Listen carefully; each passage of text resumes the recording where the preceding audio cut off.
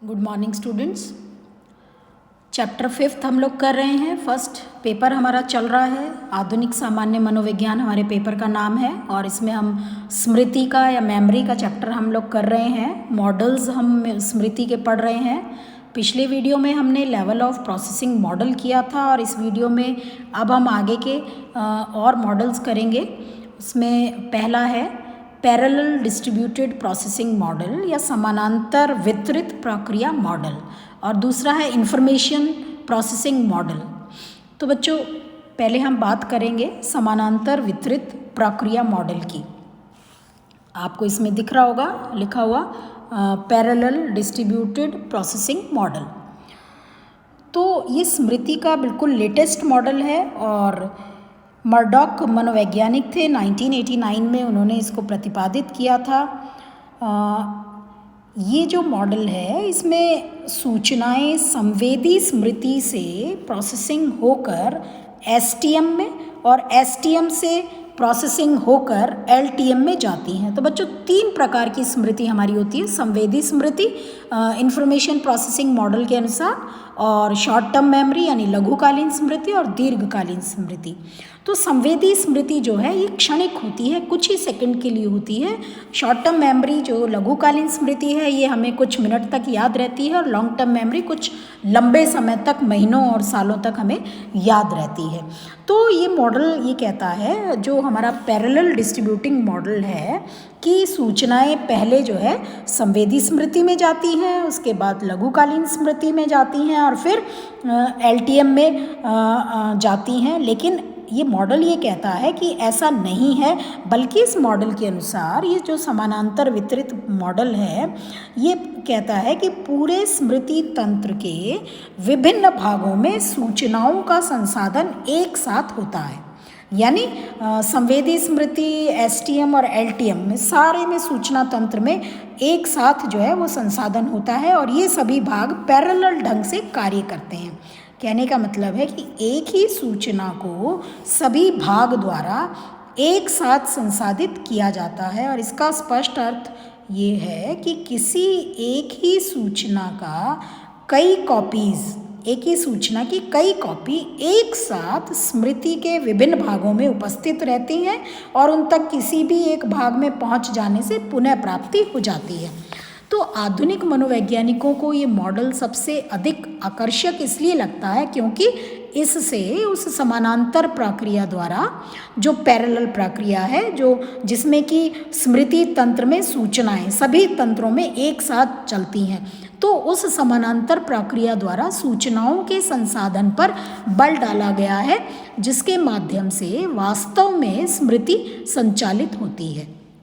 तो वास्तव में जब जटिल सूचनाओं को प्रोसेसिंग करना होता है या उनका संसाधन करना होता है तो स्मृति इस ढंग की समानांतर प्रक्रिया अवश्य अपनाती है। जैसे पढ़ने की जटिल प्रक्रिया को हम लें, जब व्यक्ति किसी पाठ को पढ़ता है तो इसमें व्यक्ति को अक्षरों की पहचान करनी होती है, उससे बनने वाले शब्दों का अर्थ समझना पड़ता है, फिर शब्दों से मिलकर बनने वाले वाक्यों को समझना पड़ता है। यानी सबसे पहले क्या किया, अक्षरों की पहचान की, फिर उससे बनने वाले शब्दों का अर्थ समझा, उसके बाद जो है वाक्यों को समझा। तो इतने सारे जटिल कार्यों को तेज़ी से एक साथ करने के लिए आवश्यक है कि स्मृति में जो पैरेलल प्रोसेसिंग है, जो समानांतर प्रक्रिया है, वो अवश्य हो, ताकि उन सभी को तुरंत हम संगठित करके उसका रीट्राइवल या पुनः प्राप्ति या उसका रिकॉल या उसका स्मरण आसानी से किया जा सके। तो बच्चों ये एक छोटा सा पैरेलल डिस्ट्रीब्यूटिंग मॉडल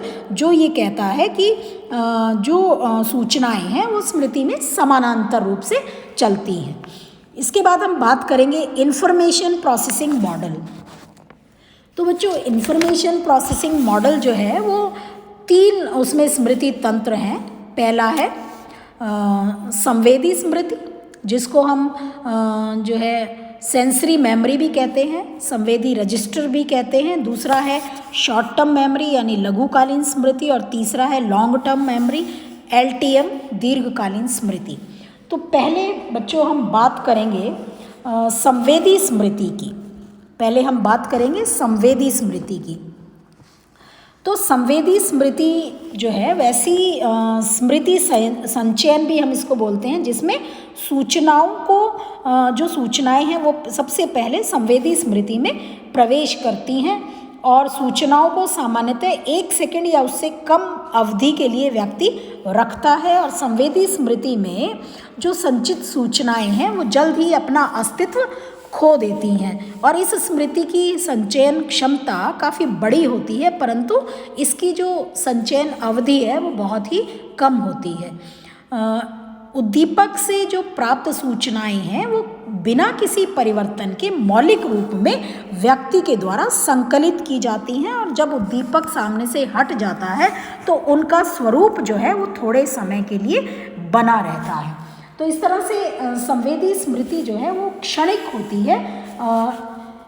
हम ये कह सकते हैं कि 1 सेकंड या उससे भी कम अवधि के लिए सूचनाओं को संचित इसमें किया जाता है और उत्तेजक से जो प्राप्त सूचनाएं हैं वो मौलिक रूप में व्यक्ति के द्वारा संकलन में लाई जाती हैं। जैसे ही उद्दीपक हट जाता है तो उनका स्वरूप थोड़े समय के लिए बना रहता है। इसीलिए हम इसको संवेदी स्मृति कहते हैं। और ये संवेदी स्मृति के बच्चों 2 उपभाग हैं। पहला है प्रतिमा संबंधी स्मृति यानी आइकॉनिक मेमोरी। तो आइकॉनिक मेमोरी के स्वरूप की व्याख्या नाइसर ने की थी। नाइसर मनोवैज्ञानिक थे, उन्होंने 1967 में की थी और ये उन्होंने दृष्टि संबंधी स्मृति इसको कहा था।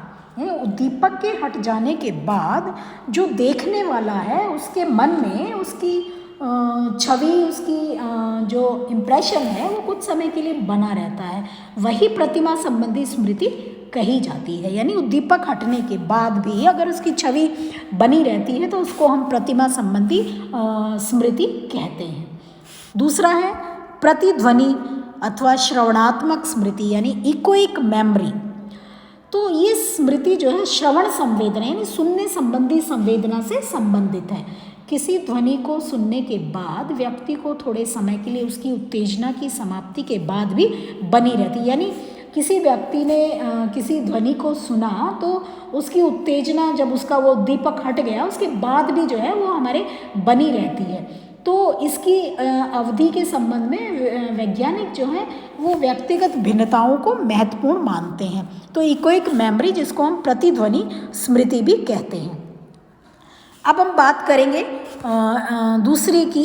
दूसरा स्मृति जो तंत्र है इंफॉर्मेशन प्रोसेसिंग मॉडल में, वो है लघुकालीन स्मृति या अल्पकालीन स्मृति या STM हम इसको शॉर्ट में कहते हैं। तो STM जो है इसकी जो मुख्य विशेषताएं हैं उसमें एक तो ये शक्तिहीन होती है, इसमें स्ट्रेंथ नहीं होती। इसमें हम सूचनाओं की एनकोडिंग करते हैं, यानी एनकोडिंग बच्चों हमने पढ़ा था कि जिसमें सूचना या जो बाहरी उद्दीपक है उसका प्रत्यक्षीकरण करके व्यक्ति उसे एक निश्चित कोड के रूप में तंत्रिका तंत्र में ग्रहण करता है। यानी कूट संकेतन या डिकोडिंग या एनकोडिंग एक ऐसी प्रक्रिया है जिसके सारे सूचनाओं को एक आकार या रूप में परिवर्तित किया जाता है ताकि वे स्मृति में प्रवेश पा सकें। तो इसमें जो सूचनाएं हैं लघुकालीन स्मृति में उनकी एनकोडिंग होती है, कूट संकेतन होता है और सामान्यतः इसमें सूचनाओं का विस्तार 5 से 9 तक ही होता है, 9 अंक तक ही होता है। और इसमें गुच्छन या क्लस्टरिंग या चंकिंग की प्रक्रिया होती है, क्लस्टरिंग की, जिसमें 7 अंकों को ही ग्रहण किया जाता है।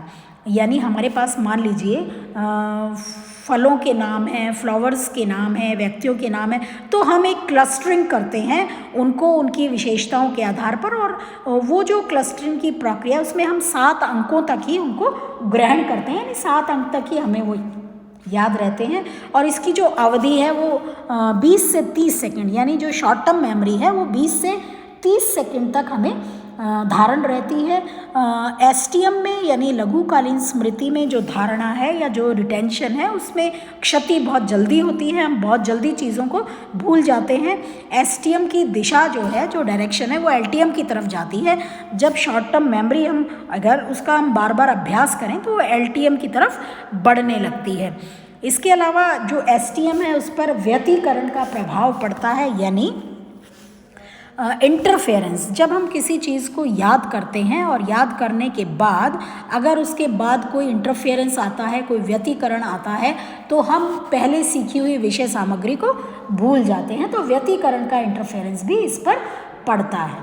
तो इस तरह से ये लघुकालीन स्मृति जो है वो सेकंड इंफॉर्मेशन प्रोसेसिंग का सेकंड मॉडल है।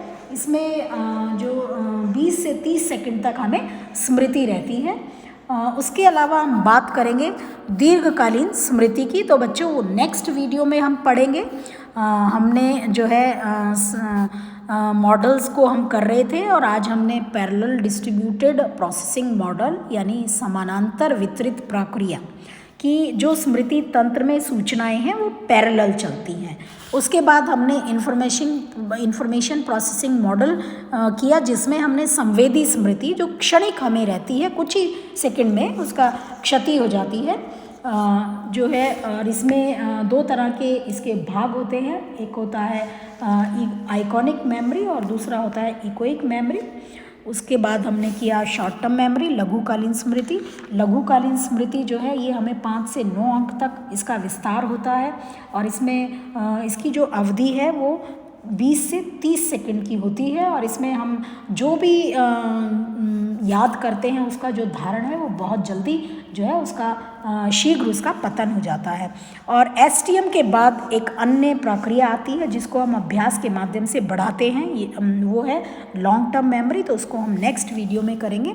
और बच्चों ये जो मॉडल्स हैं इनका मैं व्हाट्सएप पर मैं इनके नोट्स शेयर करूँगी, तो आप व्हाट्सएप भी देखें और वीडियो भी ज़रूर देखें। Thank you.